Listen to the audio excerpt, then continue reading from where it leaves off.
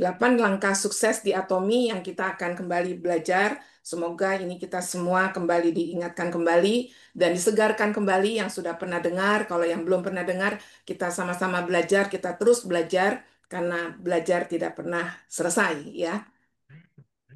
Bapak Ibu, teman-teman sekalian, bahwa kesuksesan itu bukan garis lurus. Tentu kita semua sepakat dengan hal itu ya, bahwa kesuksesan bukan garis lurus. Ini adalah sebuah perjalanan yang menantang. Contohnya seperti labirin ini. Jadi ini adalah perjalanan yang menantang dan di dalam labirin ini banyak lika-likunya ya, banyak lika-likunya, tetapi akan mencapai titik akhir. Nah, menjadi sukses di Atomi itu juga sama ya. Memang kita harus mempunyai mimpi seperti kita memasuki labirin ini, kita sudah punya tujuan yang jelas, kita harus mencapai titik akhir. Nah, mengapa ini menjadi pondasi yang penting bahwa kita harus mempunyai mimpi untuk kita bisa sukses, untuk bisa kita berhasil. Pertama, karena dengan kita bermimpi, kita akan menentukan tujuan kita dengan jelas. Kemudian itu yang akan memicu kita untuk bertindak dan pada waktu ada banyak masalah, misalnya pada waktu kita ada di dalam labirin ini, kita punya ketahanan mental bahwa saya harus keluar, saya harus mencapai titik akhir. Maka itu ada ketahanan mental yang terus diuji melalui jalur-jalur yang ada. Dan ini tentu membangun pola pikir yang positif. Kalau kita tidak mempunyai tujuan akhir yang jelas, di tengah-tengah mungkin udah nggak tahu mau jalan kemana, udah balik lagi aja, balik lagi ke titik nol, balik lagi gitu. Nah, itu kalau kita tidak punya ketahanan mental, sehingga akan membuat kita cepat bosan atau putus asa dan akhirnya menyerah. Di Atomi kita mempunyai satu slogan bahwa ucapan mendahului tindakan. Ya, ucapan mendahului tindakan. Ini yang seperti kita pakai juga menjadi background Zoom kita ya. Ucapan mendahului tindakan. Ini adalah sebuah prinsip yang menggarisbawahi pentingnya memiliki visi dan niat yang jelas sebelum melakukan sesuatu. Jadi kita bukan sekedar berbicara, tapi kita pada melalui suatu proses ya. Tentu pada waktu kita berbicara itu sudah melalui suatu proses di dalam diri kita untuk bisa secara sadar kita bisa mengutarakan dan memvisualisasikan apa yang kita ingin capai. Di sini kita mempunyai perencanaan yang bagaimana dengan apa yang sudah kita pikirkan, apa yang sudah kita eh, tetapkan tujuannya, terus kemudian apakah kita juga berani mengutarakan visi kita, dan itu niat kita akan menjadi panduan kita. Sehingga keinginan kita itu akan menjadi rencana, kemudian rencana itu akan menjadi kenyataan. Jadi ucapan mendahului tindakan ini tidak sekedar slogan gitu ya, tapi coba kita mendalami lagi bahwa ucapan yang seperti apa. Tentu bukan ucapan yang sekedar kita ucapin gitu ya tanpa ada pikiran dulu sebelum bertindak, belum juga kita menentukan tujuan kita, niat kita. Kemudian kita juga berani tidak mengutarakan visi kita. Kemudian itu semua menjadi panduan kita untuk boleh merealisasikan apa yang menjadi mimpi kita. Nah, untuk itu di Atomi ada 8 langkah sukses. Ya, 8 langkah sukses di Atomi, yaitu yang pertama menetapkan impian dan target. Yang kedua adalah tekad dan komitmen. Ketiga, membuat daftar nama. Empat, mengundang orang. Yang kelima, penjelasan bisnis. Keenam, tindak lanjut. Ketujuh, konsultasi. Yang kedelapan, duplikasi. Nah, ini kalau kita menetapkan impian dan target, dan tekad dan komitmen di langkah satu dan langkah kedua itu adalah identitas. Siapa saya? Who am I? Ya. Kemudian di yang ketiga, langkah keempat, lima, dan enam, apa yang saya lakukan? Apa action kita? Ya, membuat daftar nama, mengundang orang, penjelasan bisnis, tindak lanjut. Itu adalah what I do, action. Dan yang terakhir adalah bagaimana kita memperbanyak itu, how to multiply. Yaitu dengan scale up, yaitu dengan melakukan konsultasi dan duplikasi. Kita lihat ya. Nah, sebelum sampai ke sana, apakah kita semua mempunyai mimpi besar untuk masa depan? Satu hal apa yang paling ingin Anda capai? Mungkin saat ini saya kasih beberapa detik untuk Bapak Ibu teman-teman semua bisa coba pikirkan sebentar. Apa yang Anda punya, mimpi besar apa untuk masa depan? Satu hal apa yang paling ingin Anda capai? Kalau sampai saat ini saya belum punya mimpi besar, ini jadi PR juga. Silakan boleh ditulis, dicatat, nanti boleh merenung kembali apa sebetulnya mimpi besar saya untuk masa depan. Atau ya sudah ngikutin saja seperti air mengalir, ya hari ini kerja, hari ini atau hari ini sharing produk atau besok follow up gitu ya. Ikutin aja gitu ya.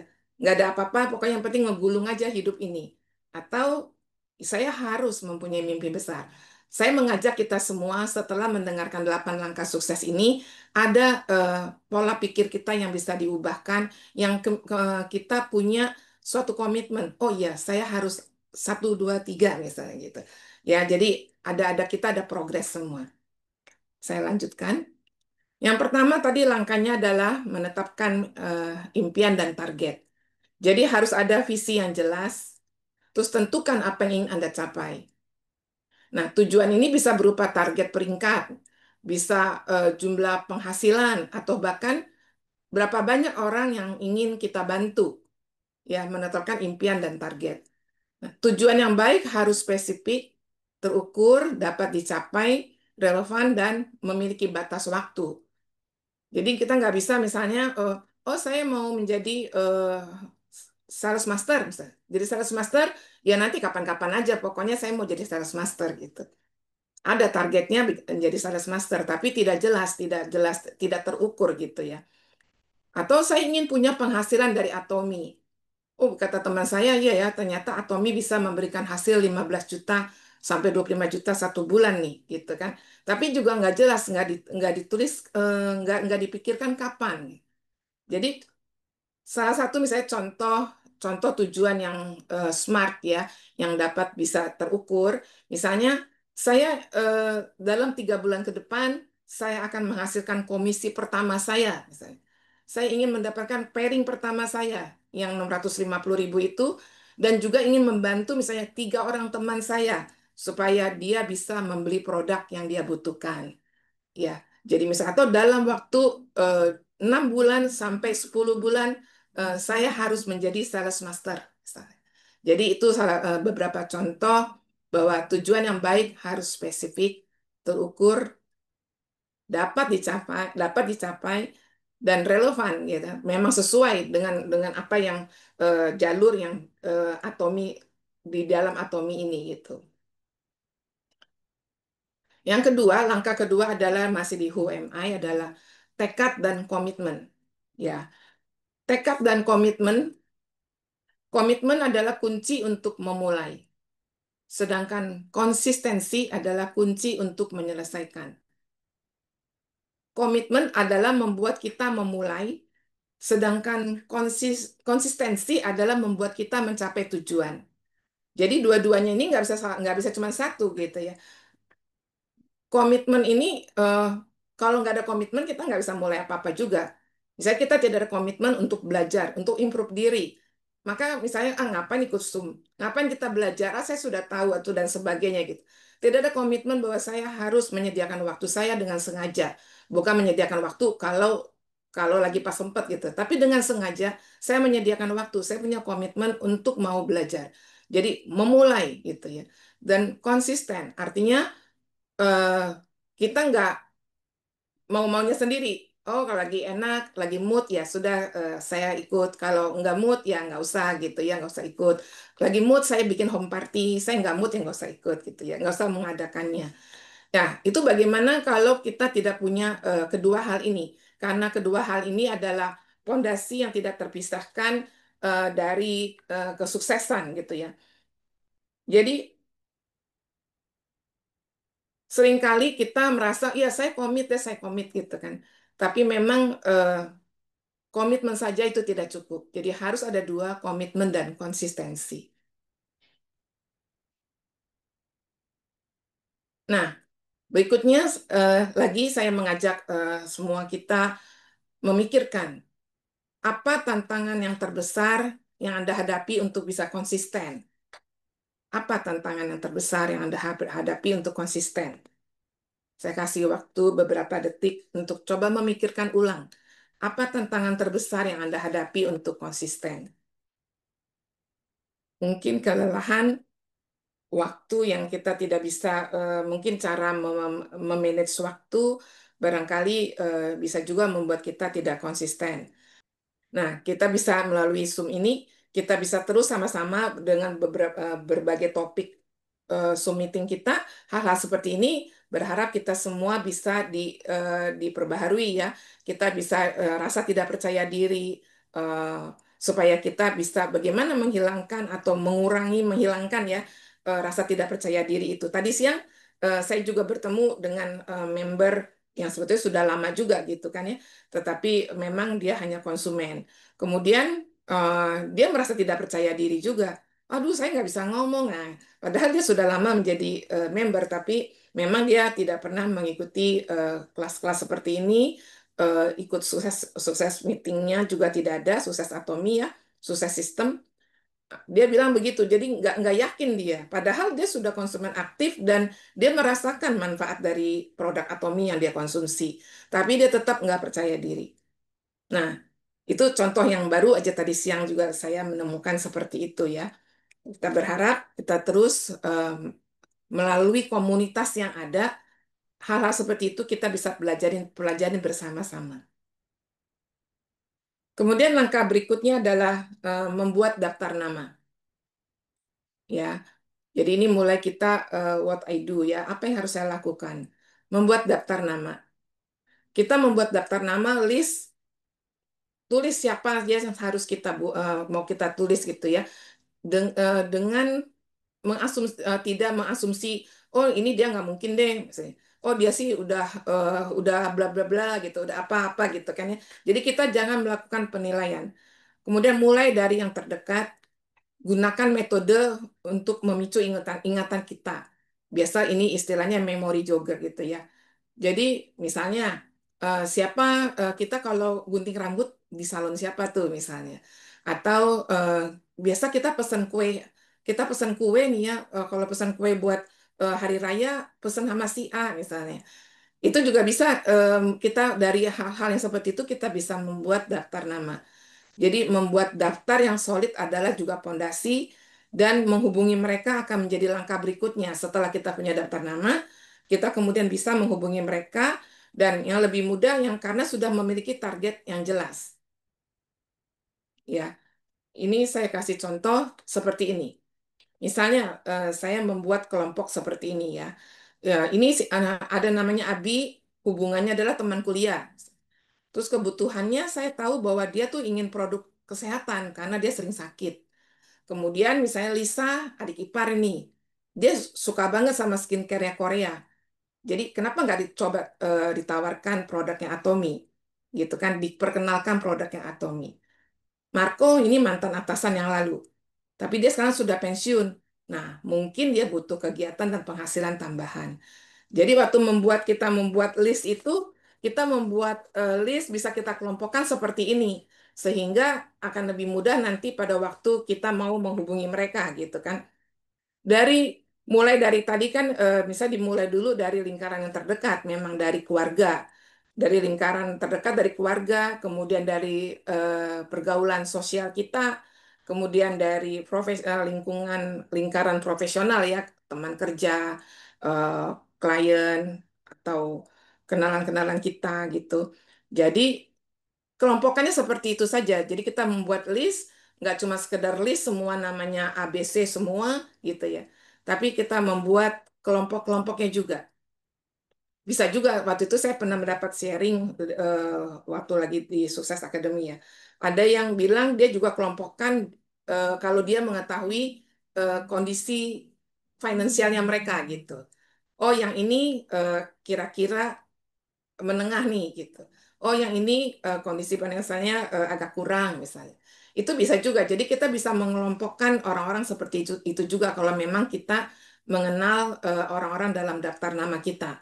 Ini akan sangat membantu kita waktu kita membuat prioritas, kita akan menghubungi mereka dan pada waktu kita bicara dengan mereka kita tahu oh ini dia punya kebutuhan apa.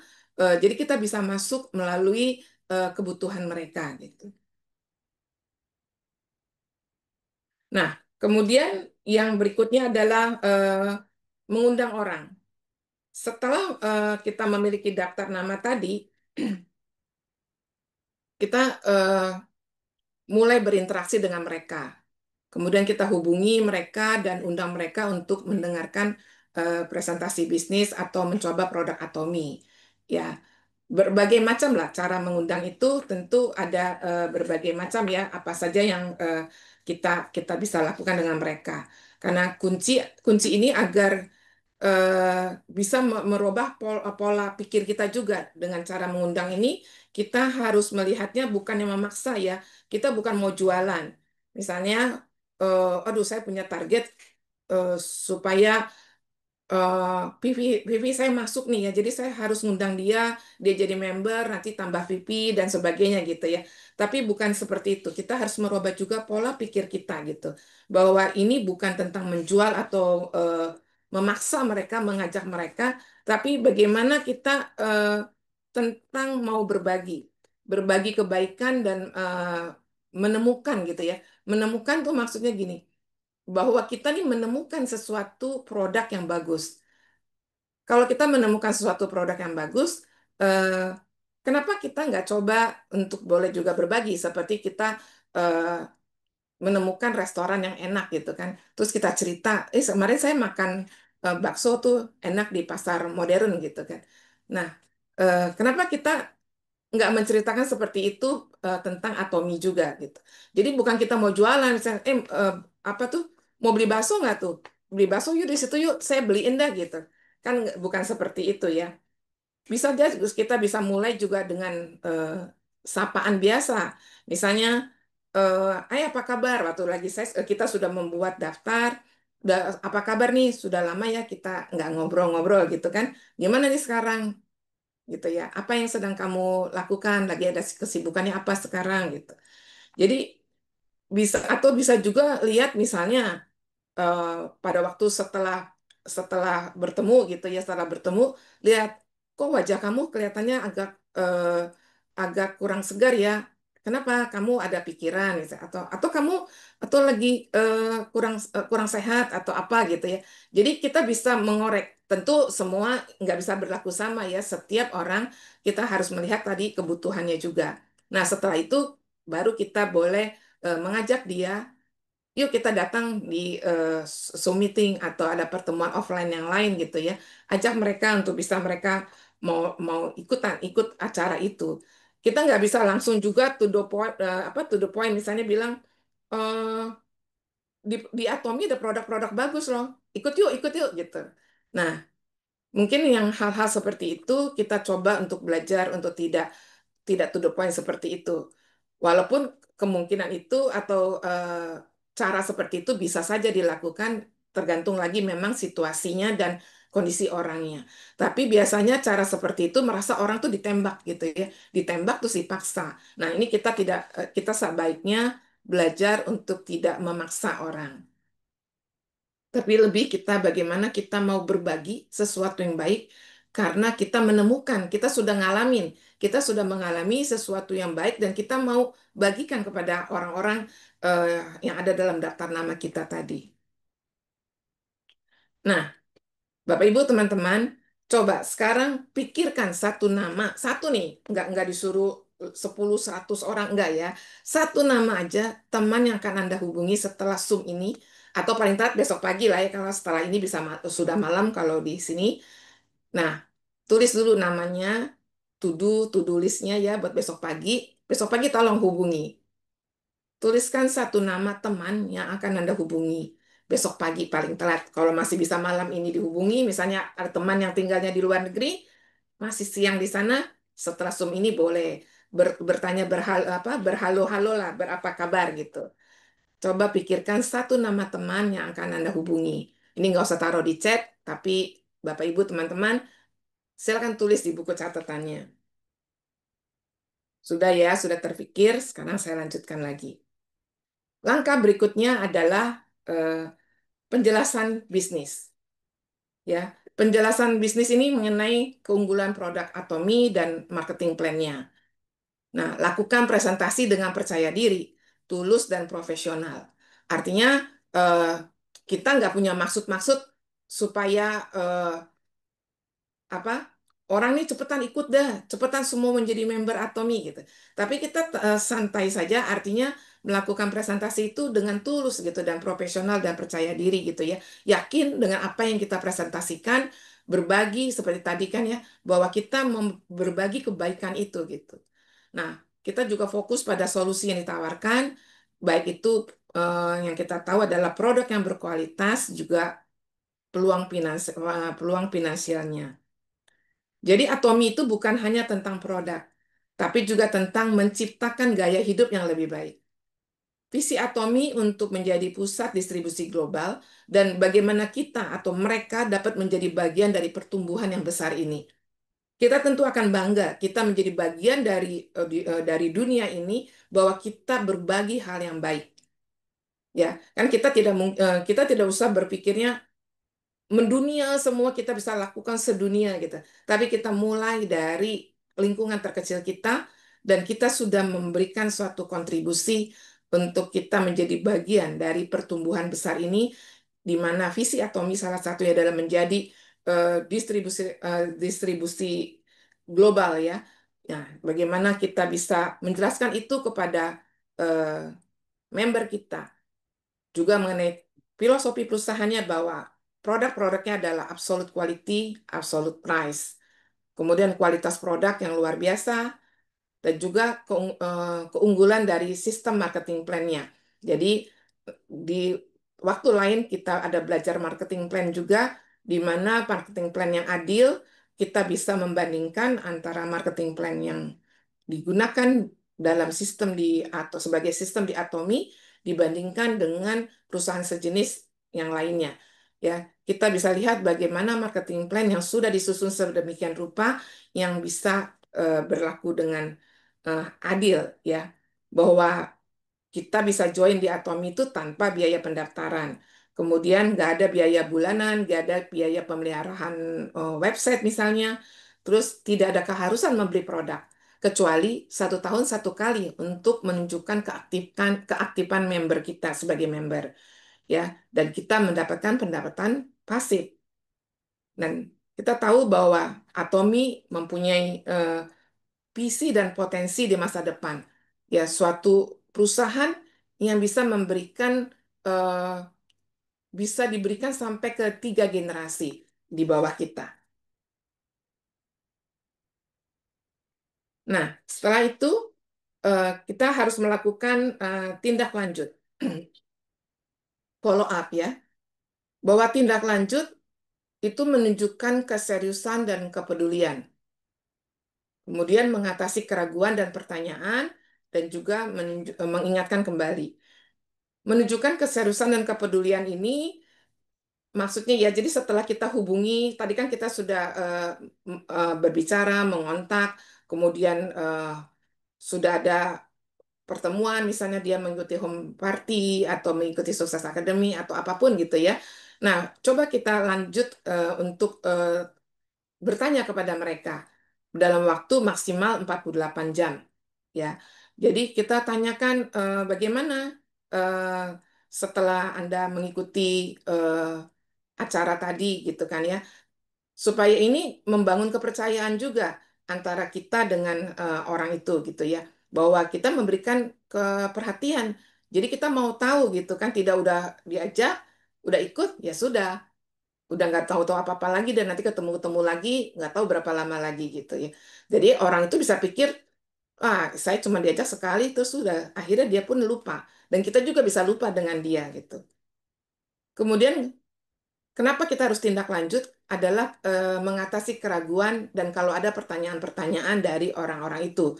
Jadi wajar saja jika seseorang itu memiliki pertanyaan kan ya, atau ragu-ragu ini bener nggak sih ya? Ini kalau saya mau coba evening care-nya beneran nggak ya? Gimana kalau muka saya ternyata nggak cocok ya di kulit di wajah saya tidak cocok pakai produk itu, walaupun sudah dijelaskan, tapi ada keraguan dalam diri dia misalnya gitu kan. Nah, tapi dia mungkin orang yang sungkan dia dia merasa nggak enak, ah udahlah nggak usah aja saya beli Atomi atau nggak usahlah saya join Atomi gitu ya.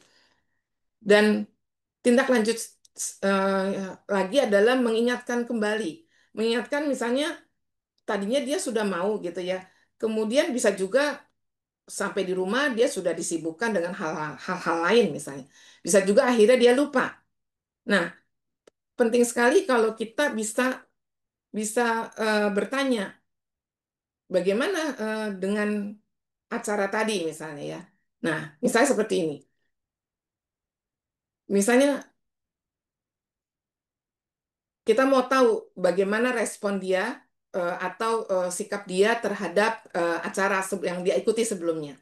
Jadi memang biasanya kita akan selalu gampang tanya gimana acaranya gitu. Kamu bisa ngikutin nggak tadi? Apa yang kamu nggak ngerti gitu ya, misalnya. Nah, coba kita hindari kalau yang poin-poin seperti itu. Tapi kita coba kalau misalnya saya coba mau pastikan apakah kamu sudah mendapatkan semua informasi yang kamu butuhkan. Masih ada nggak yang perlu dijelaskan dari presentasi kemarin? Begitu. Daripada kita langsung nembak juga, jadi gimana? Mau gabung kan nih gitu kan? Gampang lah. Mana deh KTP-nya? Ayo saya bantu daftarkan misalnya. Kan biasa gitu ya. Dan saya pun seperti itu waktu itu. Jadi bagaimana kita mencoba berdiplomasi memastikan supaya dia merasa bahwa saya memang diperhatikan, bahwa saya dipedulikan gitu. Lebih baik kan kita memancing dia dengan pertanyaan seperti ini. Dengan begitu kan dia akan ceritakan gitu. Daripada cuma bilang, gimana, mau gabung nggak? Dia jawab, tidak, enggak. Nah, kita mati kutu juga kan langsung dibilang, enggak, saya nggak mau gabung gitu. Ya, jadi memang hal-hal seperti ini kita bisa saling melengkapi. Jadi melalui Zoom meeting seperti ini dan juga ada Zoom pagi itu yang bisa kita bertanya apa saja. Saya pikir itu melengkapi saya juga untuk hal-hal seperti ini. Jadi bisa saja saat ini kita tidak punya menghadapi situasi itu gitu ya. Tapi ada teman kita atau yang lain dia punya pengalaman. Jadi kan yang kayak gitu kita bisa belajar juga, kita bisa catat, kita bisa belajar supaya nanti kalau kita menghadapi situasi yang sama, kita bisa memberikan jawaban yang sama. Kita lanjut. Nah, sekarang kita masuk ke eh, sudah di bagian yang dua terakhir, yaitu how to multiply. Ya, kenapa ini penting harus ada konsultasi? Ya, kita ada konsultasi adalah untuk memvalidasi dan mengkoreksi arah, kemudian memastikan bahwa kita mengajarkan hal yang benar, dan ketiga, membangun kepercayaan diri dan kesiapan. Ya, bayangkan kalau kita udah kemana-mana, kita udah sharing banyak, kita udah kumpulin orang, sudah ngajak banyak orang, tapi itu ternyata kita salah, ya. Atau kita salah juga pakai produk. Misalnya urutan memakai evening care misalnya. Ternyata salah gitu, tapi selama ini yakin aja benar. Terus hasilnya nggak maksimal. Waktu hasil nggak maksimal dibilangnya, oh ini memang produknya mungkin nggak cocok sama saya gitu. Ya, jadi pentingnya sekali kita melakukan validasi dan koreksi arah kepada leader kita, kepada upline kita, supaya kita tahu posisi kita. Apakah posisi kita ini sudah sesuai atau enggak gitu.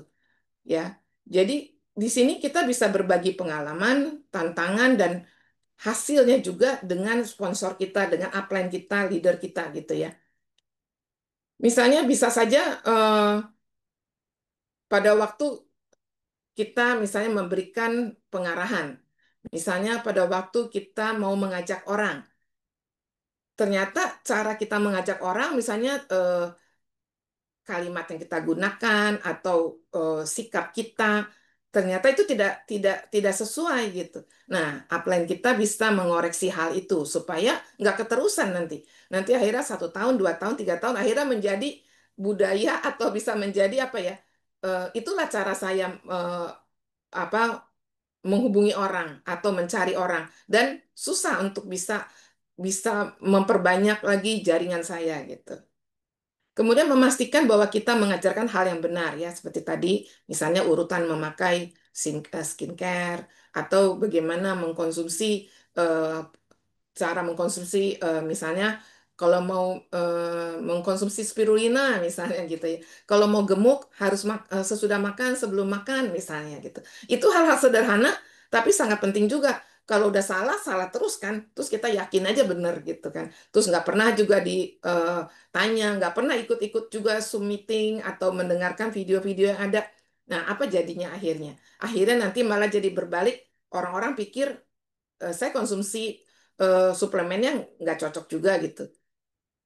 Ya, itu bisa hal-hal seperti itu. Nah, kemudian bisa membangun kepercayaan diri dan kesiapan kita. Ya. Nah, dengan berkonsultasi, kita akan merasa lebih yakin dan siap untuk membimbing orang lain dengan mendapatkan konfirmasi dari leader kita, dari upline kita gitu ya. Kepercayaan diri ini tentu sangat penting kan ya. Kalau kita nggak yakin juga dengan apa yang kita sampaikan, apa yang kita pakai, bagaimana kita bisa yakin juga meyakinkan orang lain gitu.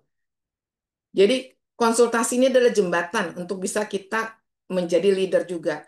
Jembatan untuk bisa kita bisa mempraktekkan langkah 1 sampai 6 itu dengan benar gitu. Dan sehingga terbentuk cara sukses saya seperti apa gitu ya. Dengan belajar dari langkah 1 sampai langkah 6 tadi, kemudian kita konsultasikan sehingga kita tahu apa yang harus kita bisa lakukan gitu. Sebelum kita melakukan duplikasi, sesudah ini kita akan melihat duplikasi ya. Jadi kalau misalnya kita sudah salah, bayangkan kesalahan kita itu diduplikasi lagi sama jaringan kita, sama member-member kita. Ya, jadi akhirnya yang ada nanti, aduh, saya sudah punya jaringan, sudah punya downline segitu banyak, tapi hanya berjalan di tempat semua gitu, misalnya ya. Nah, jadi ini sangat penting sekali melakukan konsultasi. Berikutnya, duplikasi. Ini adalah langkah yang terakhir, yang langkah 8 ya. Mengajarkan semua langkah 1 sampai 7. Terus memahami. Jadi orang yang kita duplikasikan ya kita ajarin tuh dia memahami mengapa kita melakukan follow up misalnya, mengapa kita menggunakan produk, terus mengapa kita harus berbicara dengan tulus dan lain-lain gitu ya. Sehingga mereka ini memahami prinsip-prinsipnya dan mereka juga bisa menerapkannya sendiri sehingga menciptakan kemandirian. Yang harus diingat Bapak Ibu bahwa duplikasi ini bukan copy paste. Ya, copy paste itu jadi misalnya satu urutan satu eh, menghubungi ini dengan cara misalnya 1 2 3 4 persis sama semua diduplikasi semua. Jadi bukan seperti itu ya. Tapi duplikasi adalah memberdayakan orang lain. Ketika kita bisa berhasil melatih tim kita untuk mandiri, maka bisnis kita akan tumbuh secara organik dan stabil. Walaupun kadang mungkin lambat, ya, tetapi akan stabil daripada yang menggebu-gebu dengan cepat, tetapi yang diduplikasikannya salah, gitu. Kita nggak usah merasa frustasi.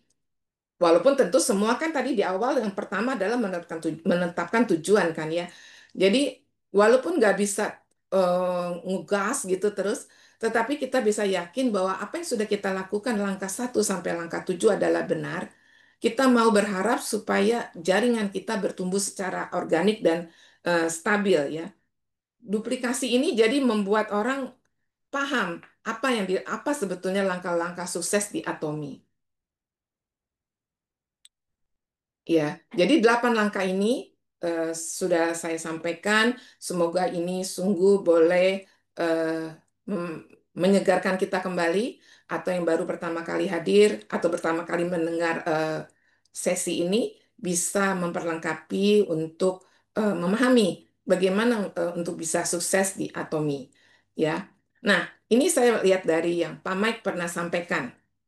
Kita sudah belajar nih tadi 8 langkah sukses, ya. Yang mana kita, ya? Apakah kesuksesan saya adalah tanggung jawab mereka?